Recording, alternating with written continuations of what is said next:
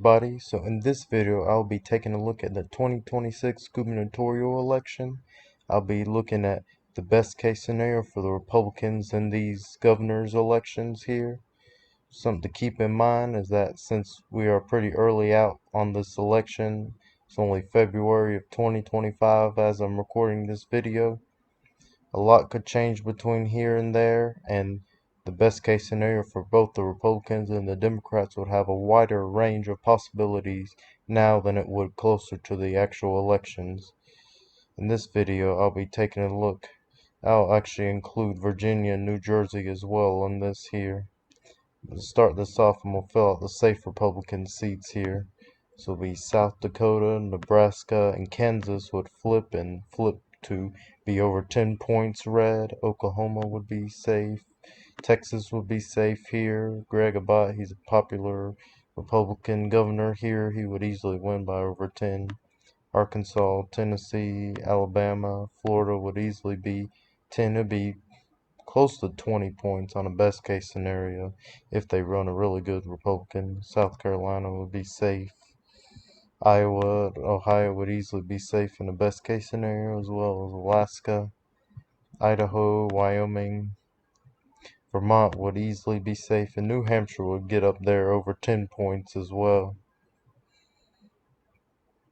And now I'll go to the safe Democrat seats here. This will be California, Hawaii, Colorado. I still think would be safe just because of Jared Polis winning by close to 18 points. On the governor's level, I still think this would be safe blue on a best case scenario for Republicans. And Maryland, Connecticut, Rhode Island, Massachusetts, these states would also be safe Democratic. Now we'll go to the likely Republican states. We'll start off with Nevada. Joe Lombardo here. He's a popular governor here, and his approval rating is fairly high. So if he's able to keep this good approval rating, and Democrats don't run a very good candidate, and the state continues shifting towards the right, Lombardo could be able to win by a fairly high likely margin here in the state. He would outperform what Trump won the state in 2024, so long the state keeps shifting towards the right. Arizona as well, that won't be likely Republican in the best case. This will be assuming they run a very good Republican in this state, someone not like Kari Lake.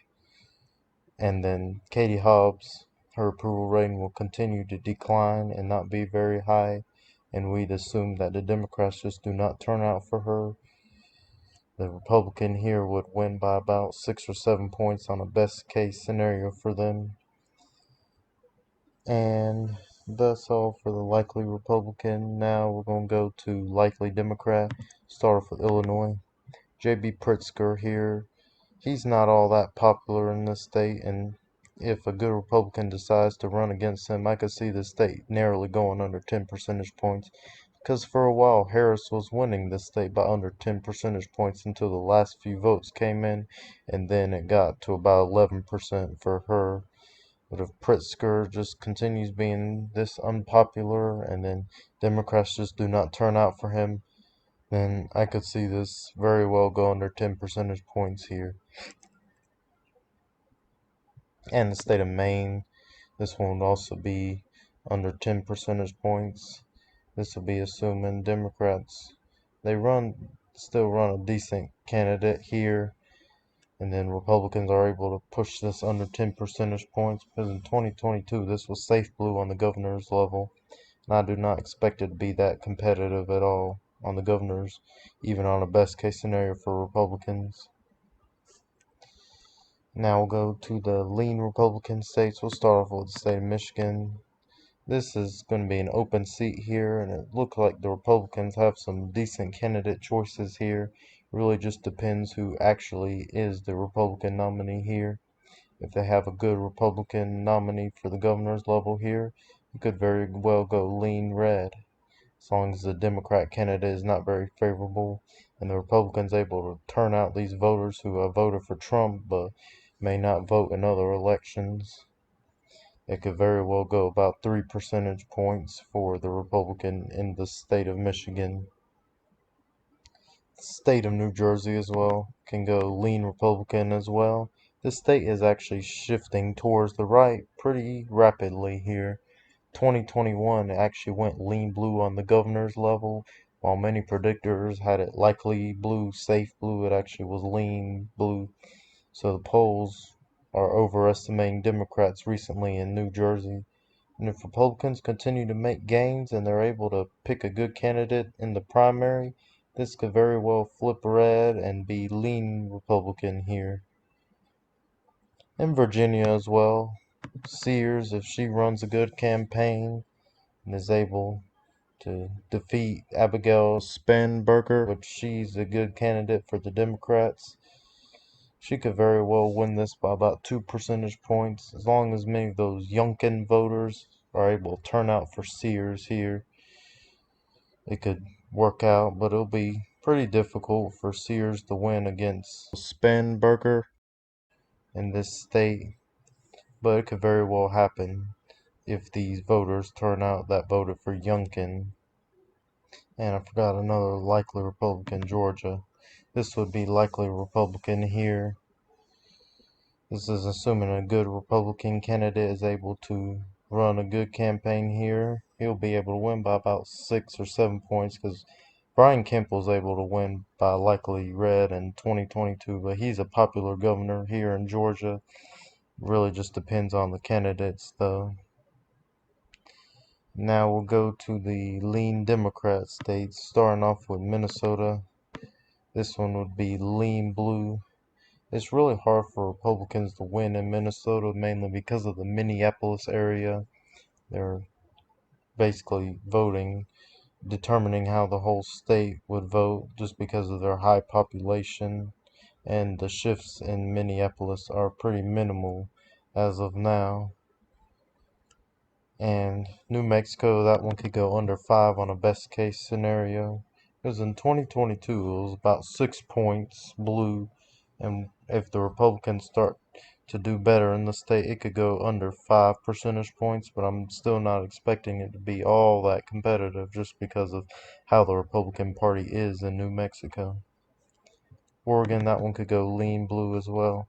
Their governor elections tend to be closer than their other elections like the Senate and the presidential level. So it could go about 2-3 points blue on a best case scenario for Republicans. And now we'll go to the tilt states. We'll start off with Wisconsin. I do believe if Republicans were to nominate a really good choice candidate here and be able to turn out Republican voters that have voted for Trump, they could be able to flip this governorship from blue to red, but that'll be pretty hard to do since Wisconsin typically likes to keep their incumbents for the most part on the Senate level and the governor level. But on a best case scenario, it could flip red. Pennsylvania as well. I know it's Josh Shapiro. He's very popular in this state. So it'll be harder to flip this one red, but on a best case scenario, if Republicans can pick a better candidate than Doug Mastriano, then it could flip red. Because like in 2018, Bob Casey won by a safe margin, and then throughout 2024, people thought that he would win by a high likely blue margin. Then as the election got closer, people started putting it lean blue. I ended up putting it under a percentage point for Casey here, and he ended up losing. So just because a candidate has once been popular doesn't mean they're going to always win by a large margin the next time. So it really just depends on if Republicans can nominate a really good candidate here, and if Shapiro's popularity starts to tank, then it could narrowly flip red. And the final state would be New York. This one's a pretty hard one to look at, mainly because of how blue this state is normally. But Kathy Hochul, the current Democrat governor here, is very disapproved. And if Republicans can find a very good candidate here and they're able to turn out Democrat voters to vote for this Republican just because of how bad Hochul is in this state, I could actually see this narrowly flip towards the Republicans by under a percentage point if Hochul was just that disapproved and the turnout for her goes down, and many of these Democrats would have to vote for the Republican here for this to happen. So thank you everyone for watching this video. Be sure to comment down below, like or subscribe. Let me know which of these states you agree or disagree on. And bye.